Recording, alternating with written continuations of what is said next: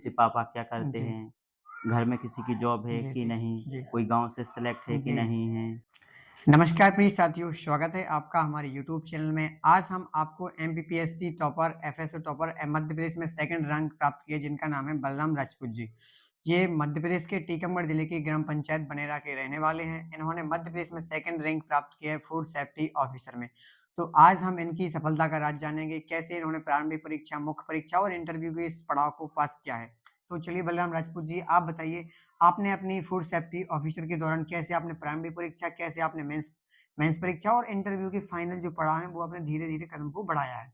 जी sir, जैसे जो FSO की परीक्षा है, इसमें मुख्य रूप से 2 चरण होते हैं। जी, एक होती है मेंस परीक्षा बिल्कुल, और एक होती है इंटरव्यू। बिल्कुल, तो जो मेंस परीक्षा जो एग्ज़ाम है, उसमें पार्ट ए और पार्ट बी होता है। बिल्कुल। तो पार्ट ए में मुख्य रूप से एमपीजीएस होता है, बिल्कुल, जिसमें 5 यूनिट होती हैं। हुँ, जैसे जिसमें जो एमपी से संबंधित जैसे एमपी की हिस्ट्री, बिल्कुल, एमपी की जनजाति, एमपी की जियोग्राफी, बिल्कुल, एमपी की पॉलिटी, एमपी की अर्थव्यवस्था और एक यूनिट होती है जिसमें जो आईसीटी होती है बिल्कुल, और उसी में जो करंट अफ़ेयर भी शामिल बिल्कुल, होता है। और पार्ट बी जो होता है, जो मुख्य रूप से टेक्निकल होता है, बिल्कुल, जिसमें जैसे फूड केमिस्ट्री होती है, माइक्रोबायोलॉजी होती है और इसमें साथ में जो फूड साइंस से संबंधित भी कुछ यूनिट होती हैं बिल्कुल, और साथ में इसमें एग्रीकल्चर का पोर्शन होता है। तो जैसे मैं सिविल सर्विस की तैयारी कर रहा था, तो मेरा जो पार्ट ए था, वो पहले से काफ़ी हद तक मजबूत था बिल्कुल, और मैंने जो एफएसयू की तैयारी के दौरान मैंने जो पार्ट बी है, उस पर ज़्यादा ध्यान दिया था बिल्कुल, और मैंने उसकी तैयारी के दौरान जो जैसे यूनिट होती है, तो बिल्कुल, उसमें 5 या 6 पॉइंट होते हैं, तो मैंने पॉइंट वाइज़ नोट्स तैयार किए और साथ ही साथ उनके ऑब्जेक्टिव भी लगाए बिल्कुल, और इसी तरह मैंने सारी यूनिट खत्म की और बस इसके पश्चात मैंने 3-4 बार उसका रिवीजन किया और टेस्ट बिल्कुल, सीरीज़ भी दी और इसी कारण मुझे लगता है कि जो एफएसओ के मेंस जो रिटन एग्ज़ाम में बिल्कुल, अच्छे मार्क्स आए हैं। बिल्कुल। जो फूड सेफ्टी ऑफिसर का पार्ट बी होता है, उसके लिए आपने किस संस्थान की बुक को या वीडियोज़ वगैरह को प्रेफ़र किया है? जी सर, मैंने इसके लिए जैसे मुख्य रूप से बिल्कुल, देखा जाए तो जो स्वाय जी, एजुकेशन है, उससे तैयारी की है बिल्कुल, और साथ ही साथ मैंने जो निर्माण के नोट्स भी जी, साथ में लिए ले रखे थे जी, और साथ में उसकी टेस्ट सीरीज़ भी जॉइन जी, की थी और साथ ही इसमें जैसे जो परीक्षा पोर्टल है, उसकी संजीवनी बूटी है, जी, उस उसका भी सहयोग रहा है और जी, इंटरव्यू में तो बहुत संस्थानों का योगदान रहा है, जी, जैसे स्वाय एजुकेशन है, परीक्षा पोर्टल है, निर्माण है, जी, पीटीसी है जी, और जीनियस है, जी, कर्मा आईएएस जी, है, आदि संस्थानों का जी, योगदान रहा है। जी। जैसे अगर हम बात करें, जो पार्ट ए होता है जिसमें ज़्यादातर चीज़ें मध्य प्रदेश से संबंधित होती हैं। जी। तो कोई ऐसी बुक्स रही हो जिसमें जो आपने पढ़ी हो उस दौरान पार्ट ए को अच्छा सॉलिड बनाने के लिए? जी सर। जैसे जो पार्ट ए है तो उसमें जो जैसे एमपी हिस्ट्री जी, है, तो इसके लिए मैंने मुख्य रूप से जैसे जो तथ्यबाण है, जी, तथ्यबाण जो द ग्रंथ था मैं जी, जी, तो उससे जो हिस्ट्री का पोर्शन जी, पढ़ा है, साथ ही मैंने यूट्यूब पर भी 1-2 क्लासें जी, इसके लिए देखी हैं। और जो जियोग्राफी है, पॉलिटी है और इसके लिए मेरे पहले से नोट्स भी रखे थे और जी, साथ ही साथ जो परीक्षा धाम है, जी, उसकी भी मदद ली है और जो जनजाति है, उसके लिए मैंने जो निर्माण आईएएस की बुक है, जी, उसी से पढ़ा है। साथ ही साथ मैंने हर यूनिट के यूट्यूब पर भी जी, वीडियो देखे हैं, मैराथन जो जी, क्लास होती है, उनको भी जी, देखा है जी, और इसी कारण जो पार्ट ए में भी मेरे अच्छे मार्क्स आए थे। जी। तो आपका पूरा मतलब स्कोर कितना रहा था वैसे एफएसओ में?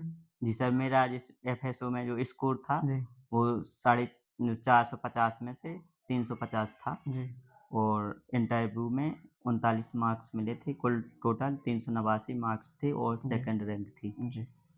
इसके लिए आपको हार्दिक-हार्दिक शुभकामनाएँ तहे दिल से। और आप बताइए बहुत-बहुत कि धन्यवाद। इंटरव्यू के दौरान जब जी, आप इंटरव्यू गए थे, तो उसके पहले जी, आपकी मनोस्थिति क्या थी? इंटरव्यू देने जाने से जस्ट पहले जी, आपकी मनोस्थिति क्या थी? जी। जैसे मैं जो एफएसओ का इंटरव्यू जी, देने गया, तो उस टाइम पे मैं पहले सिविल के जी, 2022 और 2023 का सिविल का इंटरव्यू दे चुका था। जी, तो मुझे वहाँ की सब सारी परिस्थितियाँ जी, पता थी कि कैसे डॉक्यूमेंट जी, जी, वेरिफ़िकेशन होता है, बिल्कुल। कैसे ऊपर जाते हैं और जी, कैसे जो चेयरमैन सर या कोई भी बोर्ड है, तो जी, उसके अंदर प्रवेश करते हैं। तो जी, मुझे सारी स्थिति मालूम थी जी, और साथ ही साथ मेरे रिटन में अच्छे मार्क्स थे, जी, तो मुझ पे कोई वैसा दबाव नहीं था। मुझे जी, लगता था कि यदि थोड़े नंबर भी इंटरव्यू में मिलेंगे तो सिलेक्शन जी, हो जाएगा जी, और बस मेरी स्थिति नॉर्मल थी और मैंने अच्छे से इंटरव्यू दिया जी। था।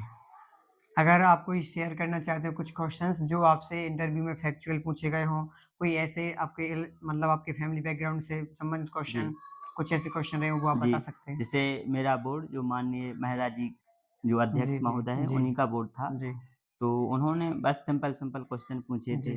पहले उन्होंने मेरी व्यक्तिगत जानकारी भी जी, कुछ पूछी थी, जैसे पापा क्या करते जी, हैं? घर में किसी की जॉब है जी, कि जी, नहीं? जी, कोई गाँव से सेलेक्ट है कि जी, नहीं है? और साथ ही साथ उन्होंने जो मैंने परीक्षाएँ दी हैं, जैसे जी, व्यापमं का पूछा जी, था, जी, एमपीपीएससी का जी, पूछा था, तो उसमें ये भी पूछा था कि कौन-कौन से इंटरव्यू दिए जी, हैं? मेरे बोर्ड में कभी दिया है? जी, मैंने बोला, "जी सर, दिया है।" तो जी, उन्होंने उसमें भी बहुत सारे क्वेश्चन पूछे थे कि जी, क्या कारण है कि सिलेक्शन नहीं हो पाया जी, है? बिल्कुल। और बोल रहे थे कि कौन-कौन से क्वेश्चन हैं जो आपका जी, नहीं बने हैं। हुँ, तो मैंने उसमें क्वेश्चन भी बताए, फिर वो बोले कि मैंने कौन-कौन से क्वेश्चन जी, पूछे थे, वो भी बताए और फिर साथ ही साथ उन्होंने ये भी पूछा था कि यदि आपका एफएसओ पद का चयन हो जाता है, तो मेरा 2025 का मेंस था, जी, मैंने वो भी बताया था।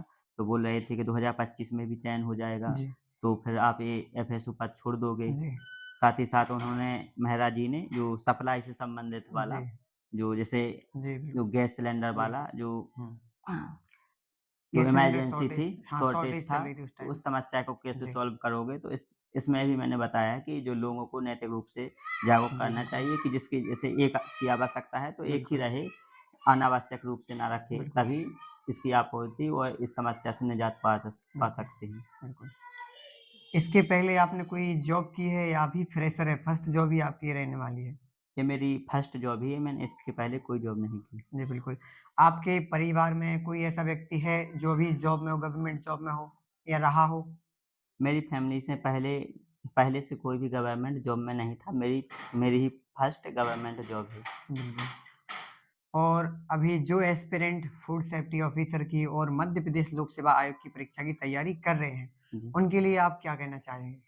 उनके लिए बस यही कहना चाहता हूँ कि जो अपने प्रति ईमानदार बिल्कुल। रहें और निरंतरता और पेशेंस बनाए रखें। हुँ, क्योंकि इसकी जो एमपीएससी की तैयारी के दौरान इसकी बहुत ज़रूरत होती है। बिल्कुल, इस निरंतरता और पेशेंस। निरंतरता और पेशेंस कूट-कूट का भरा होना बिल्कुल, चाहिए। क्योंकि यदि असफल हो गए, बिल्कुल, तो यदि पेशेंस नहीं होगा तो बीच में छोड़ भी सकते हो और भाग भी सकते हो। बिल्कुल, तो मुझे लगता है कि निरंतर रूप से पढ़ते रहें, लगे बिल्कुल, रहें, आखिरकार सफल हो ही जाते हैं। बिल्कुल।